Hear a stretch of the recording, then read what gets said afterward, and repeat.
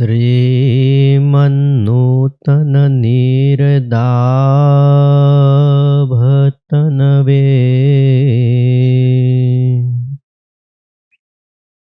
श्रीमाधुरी मूर्तये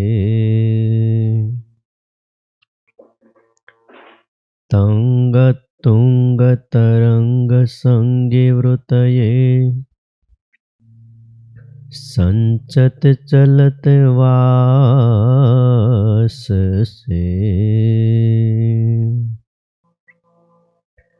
नानाहार मनोहराय हरये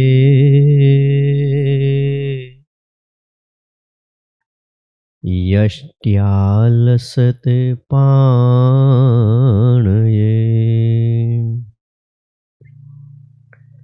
तस्मै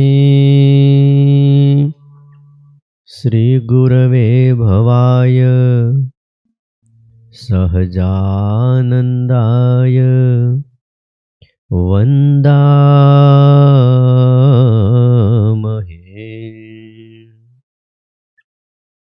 ओम अवतारिणे श्री स्वामिनारायणाय नमो नमः। श्री हरि कृष्णाय घनश्यामाय नमो नमः। एकाकी वनवासी ने कठिन तपकारिणे बालयोगी श्री नीलकंठ वर्णेन्द्राय नमो नमः। परात्पराय पुण्यश्रवण कीर्तनाय श्री सहजानंद स्वामिने श्री नारायण मुनये नमो नमः। बोलो श्री स्वामी नारायण भगवाननी, हरि कृष्ण महाराजनी, लक्ष्मी नारायण देवानी, राधारमण देवानी, सिद्धेश्वर महादेवानी, विघ्न विनायक देवानी, कष्टभंजन देवानी।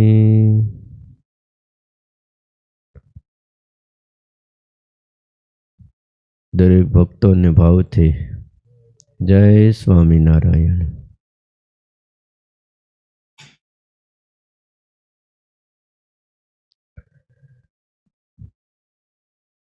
बधाय मजामां छो ने? तो वांधो नहीं।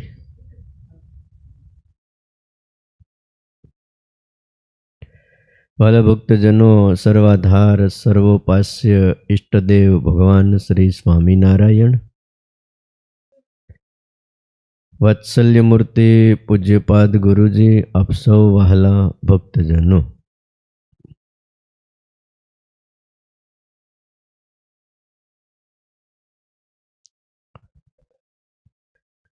हजे तारीख है 14/1/2022 અને શુક્રવાર, અરે શુક્રવાર થઈ ગયો। ગઈકાલે ગુરુવાર હતો, બીજી વાર ગુરુવાર આવે નહીં।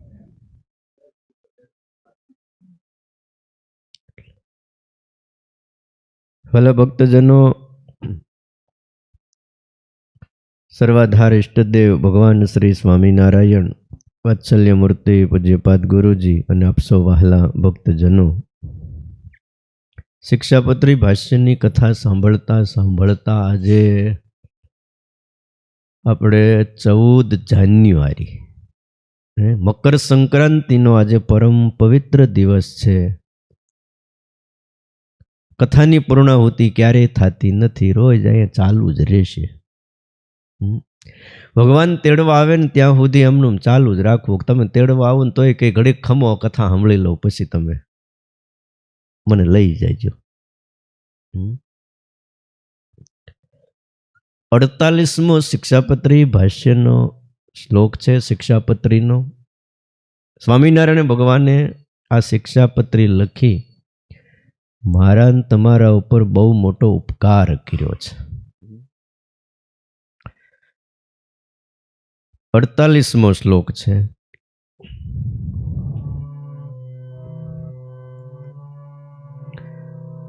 શાસ્ત્રોક્ત આપદ ધર્મો યહ સત્વલ્પાપદી કરહી ચિત મદાશ્રિતે મુખ્યતયા ગ્રહિતવ્યો ન માનવૈઃ.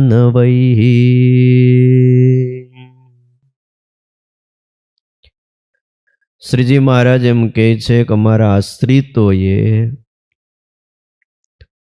શાસ્ત્રે કહ્યો જે આપત ધર્મ અલ્પકાળને વિશે મુખ્યપણે કરીને ક્યારેય ગ્રહણ ન કરવો. શતાનંદ સ્વામી આ શ્લોકની વ્યાખ્યા કરતા સમજાવે છે કે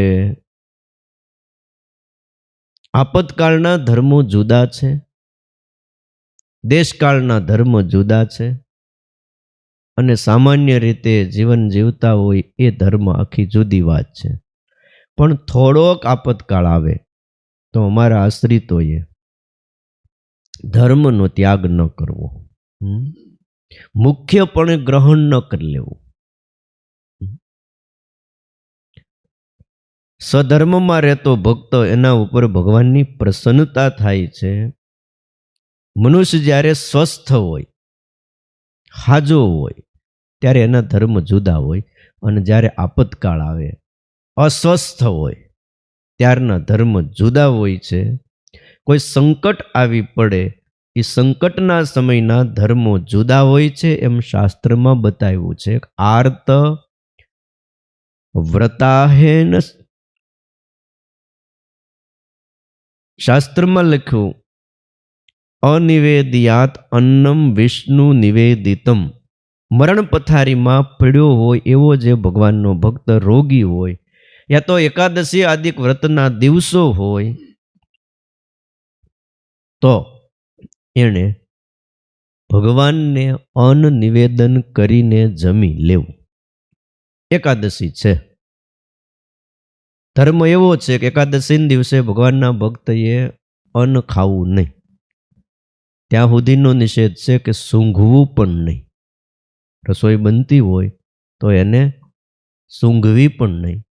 હવે આપતકાળ આવી ગયો, મરણ પથારીએ છે, હોસ્પિટલમાં દાખલ કર્યા, કોરોનો જેવો રોગ લાગી ગયો, કોરોનાનો બીજો ભાઈ આવ્યો, ઓમિક્રોન લાગી ગયો, અને ઓમિક્રોનના બીજા 3 ભાઈ જે લાઈનમાં ઊભા છે કે અમે આવી છીએ હમણાં.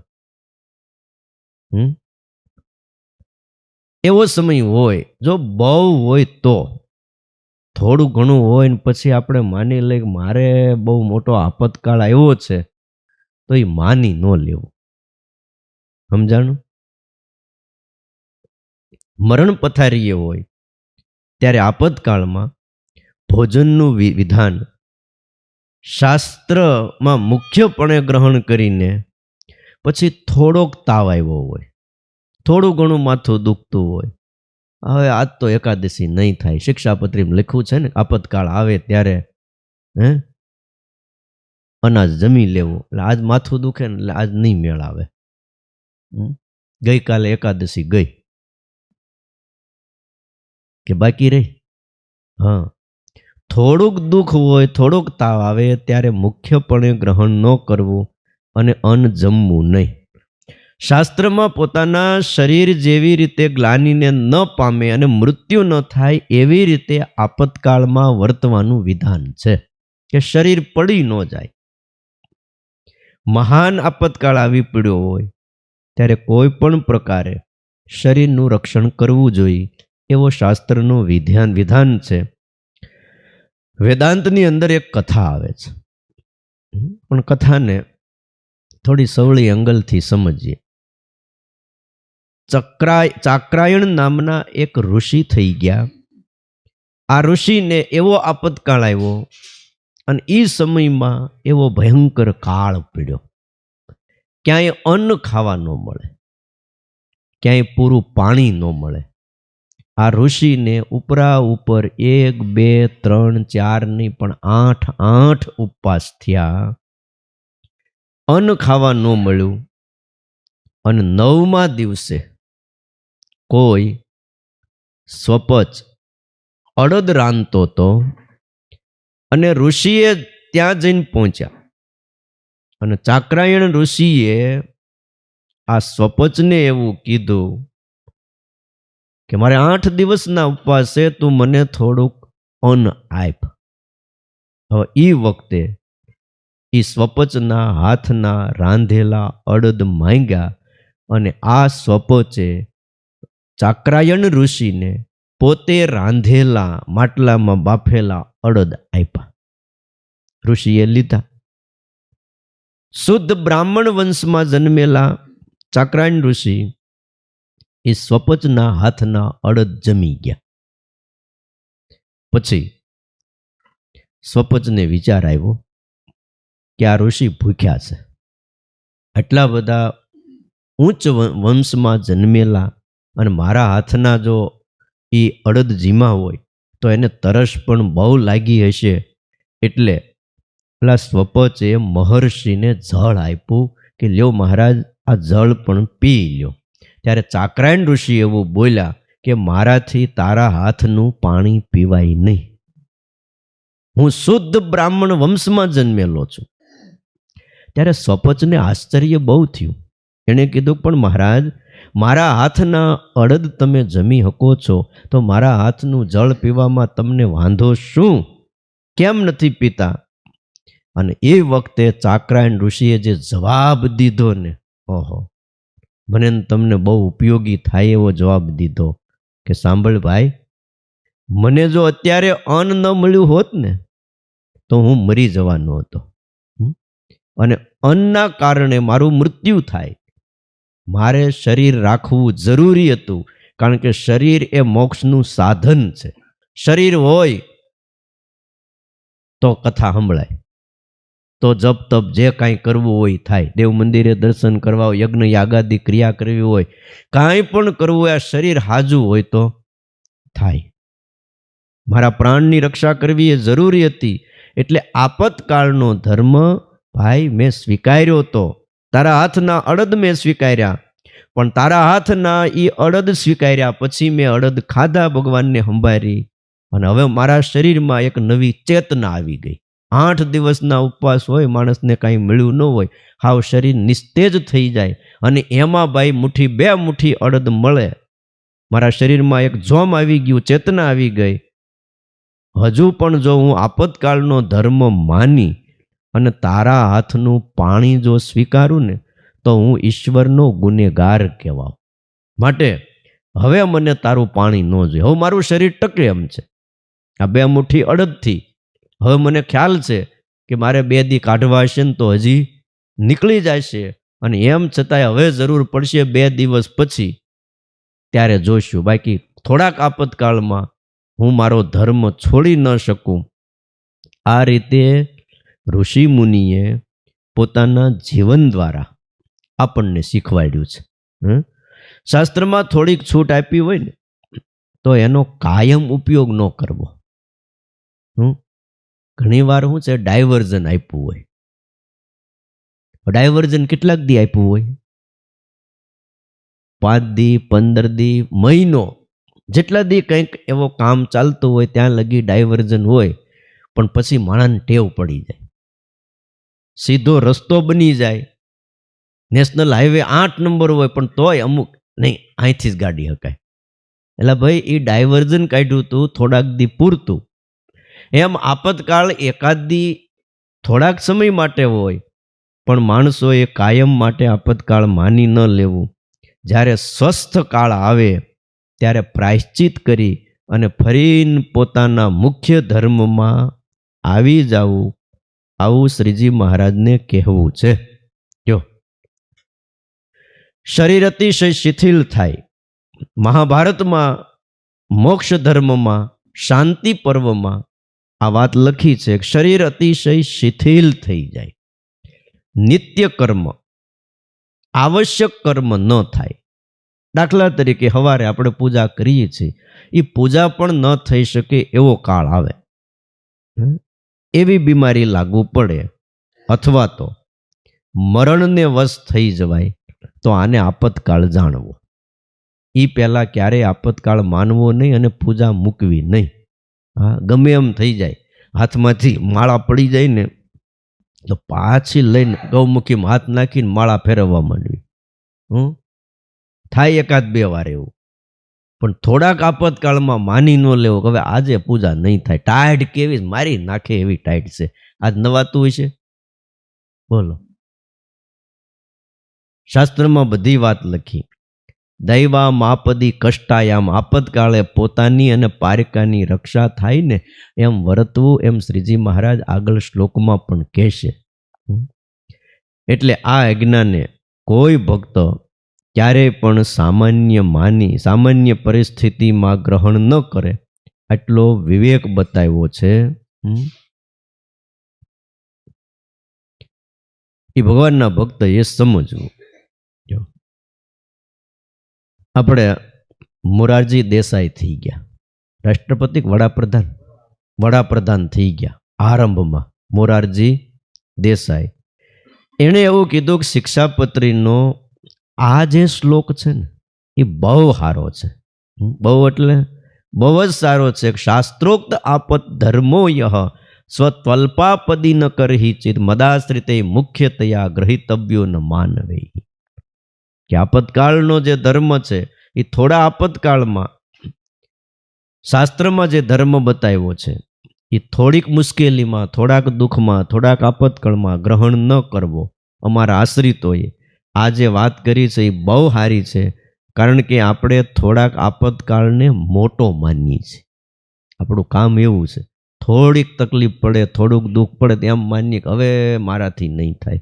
હા, એટલે ભગવાનના ભક્તએ આ વાતને વિચારી અને જીવનમાં ઉતારવી. સુરા ખાચરને ચોખાનું નિયમ હતું, નિયમ લીધું કે આજ પછી આપણે હવે ચોખા ખાવા નહીં. અને એકવાર પંક્તિમાં બેઠા હતા, સ્વામિનારાયણ ભગવાન પીરસવા આવ્યા, તે આમ દૂધ પાક લઈને આવે. પડખે અલિયા ખાચર બેઠા હતા. એટલે અલિયા, આ હું ધોળું ધોળું હાલ્યું આવે છે? કે દૂધ પાક છે, દૂધ પાક છે એમ. અલિયા ખાચર કે તમારે તો નિયમ છે એટલે બોલવાનું જ નહીં, કે જે આવતો એને આવવા દો, તમે જ નિયમ લીધું છે. મને ખબર છે ચોખાનું નિયમ લીધું. તે ના ના, આપણે ચોખાનું નિયમ નથી, આપણે ઘઉંનું જે હતું ઘઉંનું બરાબર છે, આપણે ઘઉંનું નિયમ રાખો. અહીંયા મહારાજ પીરસવા આવતા હોય ને આપણે અત્યારે નિયમ રખાય, ઘઉંનો નિયમ આપણે બરાબર છે. અલિયા ખાચર કે પણ આવું નિયમ તો કઈ આપતકાળે કરવું પડે એવું. હવે જો હવે ફરતા નહીં, કે હવે ઘઉંનું એટલે ઘઉંનું જ પકડી રાખજો, કે નિયમ એટલે નિયમ. તો કે હવે બોલીને ફરે એ બીજો, કે બસ ઘઉંનું એટલે ઘઉંનું જ નિયમ. હવે એમાં ઘઉં પછી તો દૂધ પાક આવ્યો ને દૂધ પાક લીધો ને હવે એમાં ચોખા તો હોય જ ખૂબ જીમા. 10-15 દી થયા ને વળી રસોઈ હતી ને ચૂરમાન લાડવાની રસોઈ, અને પંક્તિમાં સુરા આપવાનું, તે દી વળી બરાબર પડખે પાછા અલૈયા બાપુ. હવે લાડવા સ્વામિનારાયણ ભગવાન આમ બધાના થાળીમાં 2-4 લાડવા પીરસે. એટલે વળી સુરા ખાચર અલિયા ખાચરે કીધું, જો બાપુ આજે પકડી રાખજો, નિયમ એટલે નિયમ. તમારે ચોખાનું નિયમ એટલે ઘઉંનું નિયમ લીધું હતું, ઘઉંનું જ રાખજો. ના ના, બોલીને ફરે એ બીજું, આપણે ચોખાનું હતું એ બરાબર છે. હા, આપણે હતું એ બરાબર છે, આપણે ફેરવવાનું થતું નથી. કે અરે પણ તમે નિયમ ફેરવ્યું હતું. ના ના, એ હાલે જ નહીં. એ આપણે હતું એનું એ જ નિયમ. બોલો, હતું એનું નિયમ કયું? ચોખાનું. તે ચોરીમાં લાડવાય જીમાં દૂધ પાક તેથી હતું નહીં. નિયમની દ્રઢતા જોઈએ. સુરા ખાચરની જેમ વારે વારે ભાઈ નિયમ ફેરવા કરવા એ બરાબર નહીં. આ તો રમૂજી ભક્ત હતા, મહારાજને ખૂબ વાલા હતા. જો થોડીક ઠંડી પડે, થોડોક તાવ આવે, થોડીક તકલીફ પડે, નાવા ધોવાનું છોડવું નહીં. જો અને ક્યાંક ક્યાંક આ બધી વાતો આપતકાળની લખી હોય એને મુખ્ય રીતે અમારા આશ્રિતોએ માનવી નહીં, એટલો આ શ્લોકનો ભાવ છે. અને ત્યાર પછી 49મો શ્લોક લખે છે.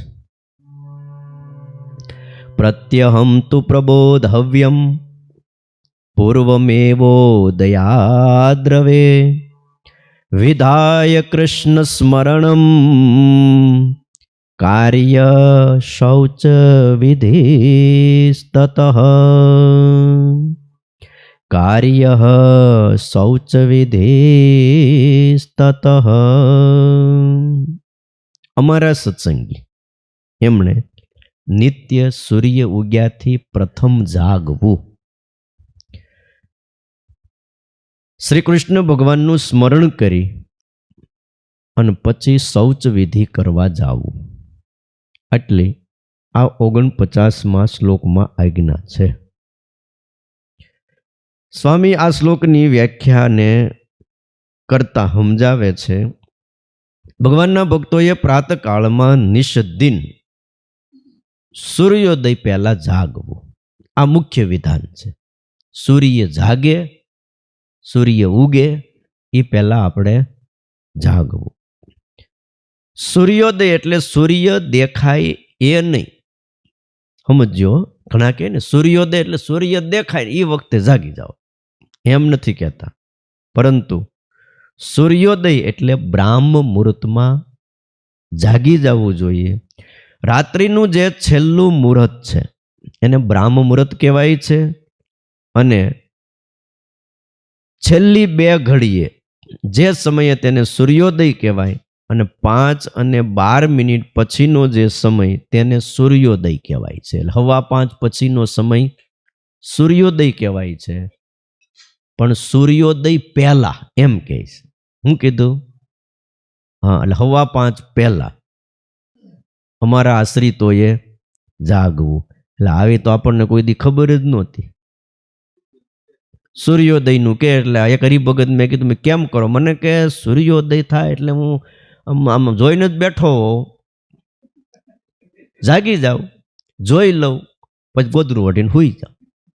આજ્ઞા પાળવાની એટલે આ પાળવાની શ્રીજી મહારાજની. હા, બધી આજ્ઞા વસા 20ની છે. જાગવાનું લખવામાં એટલે ભાઈ એટલું જ લખ્યું. પછી હું લખ્યું? વિધાય કૃષ્ણ સ્મરણમ. અમારા આશ્રિતોએ ભગવાનનું સ્મરણ કરવું, જાગીને પથારીમાંથી બેઠા થઈને ભાગવા ન માંડવું, એને સ્મરણ કરવું. અને ત્યાર પછી શૌચ વિધિ કરવા, કહેતા નાવું ધોવું દાંતણ પાણી કરવા, એ કરવા માટે જાવું. એને પણ દાંતણ કેમ કરવું એ પણ શ્રીજી મહારાજ આ શિક્ષાપત્રીમાં બતાવે છે. આપણને આશ્ચર્ય લાગે, માણાને એ ખબર નથી પડતી કે નાવું કેમ, હાથ કેમ ધોવા, દાંતણ કેમ કરવું ને એ માણસને ખબર નથી. ત્યારે સ્વામિનારાયણ ભગવાન તમે જુઓ ખરા, આપણા હિત માટે, આપણા કલ્યાણ માટે, એ આપણા સુખ માટે આલોક અને પરલોકમાં જો આ બધું ન રાખીને તો ક્યારના અત્યારે સંક્રમિત થઈ ગયા હોત. આ રાખ્યું તે એટલા બચ્યા, કયો નકર બચાય? તો હમણાં પાછો ફૂલ્યો ફાયલ્યો છો, એટલે હમણાં થોડુંક ધ્યાન રાખજો દાદા. તઈ ગયા ધનુર્માસમાં 2-3 વૈયા ગયા, અને પાછા આ બાજુ વૈયા જાય હાવ આપણે ખુરશીઓ ખાલી પડી રહી. એટલે તમે મોઢે માસ બાંધજો, થોડા છેટા રહેજો. મૂળ આમાં શું છે, દૂર રહ્યો ને તો કાંઈ વાંધો નથી. હા, હમણાં અહીં મંદિરે આવો ને ત્યારે એમ કરવાનું, અહીં સંતોને હમણાં છે ને દૂરથી પગે લાગી લેવું. આ 15 દી નીકળી જાય ને, 15 દી મહિનો પછી વાંધો નહીં. એટલું બધાએ રાખવું, એમાં હવને સુખ છે. તમને સુખ થાય, બીજાને પણ સુખ થાય છે.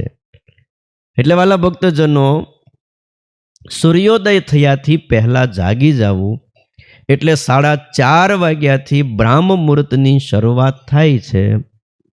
સૂર્યોદય પહેલાનો જે સમય છે એને બ્રાહ્મ મુહૂર્ત કહેવાય છે. અને બ્રાહ્મ મુહૂર્તમાં જાગવું.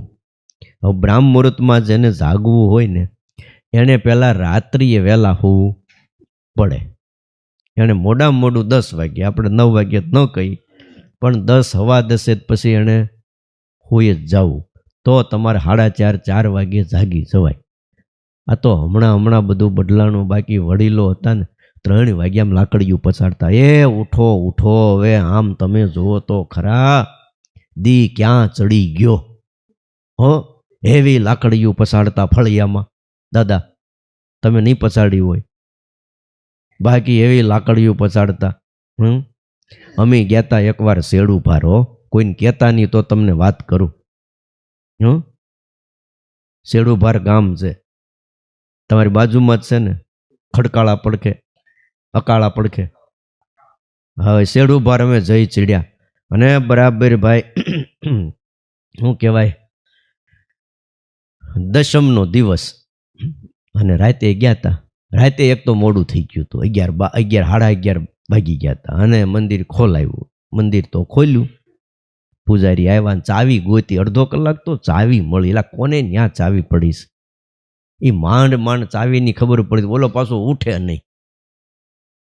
એ અડધો કલાક એમ ગયો, 12 વાગ્યા. તે 2-4 હરિભગત તોય આવ્યા, ઘડીક બેઠા.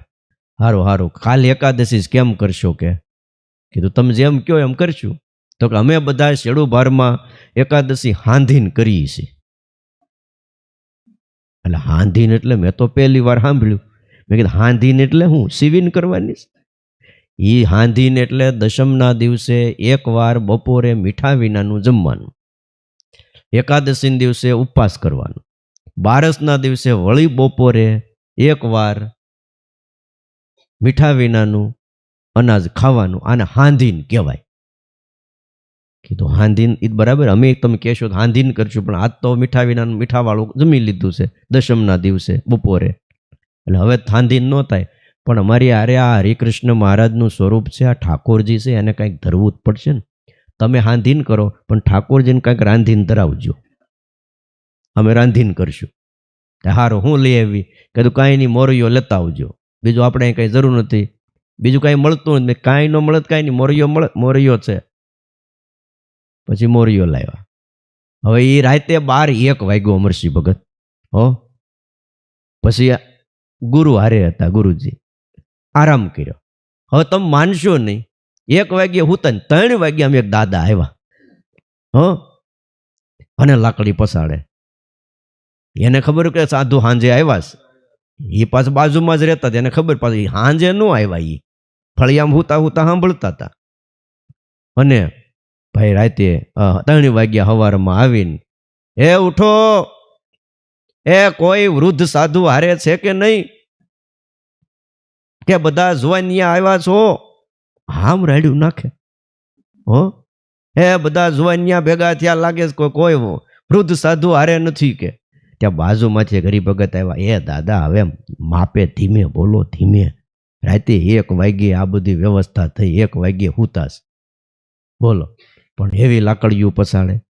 કયો હવે છે ને, લાકડી પસાડવાનો સમય વયો ગયો. એક સમય હતો તમે લાકડી પસાડતા ને, તે દીકરાની વહુને બધા જાગી જતા ને વાસીદું કરવા માંડતા ને પાણી ભરી આવતા ને વલોણું ચાલુ કરી દેતા. હવે કાંઈ ન થાય, સમજ્યા? તો પૂછો દાદાને, દાદા થાય બધું? હવે તો એ બધા નાઈ ધોઈ લઈને પછી બાથરૂમ ખાલી થાય ને તે સાનું મનું નાઈને કથામાં વી આવવું. અહીંયા શીરો મળે, ત્યાં શીરો ન મળે જો કાંઈ બોલ્યા હો તો. હા, ખ્યાલ આવ્યો? હા, ત્યાં તો જે હાલતું હોય એમ હાલવા દેવું પડે.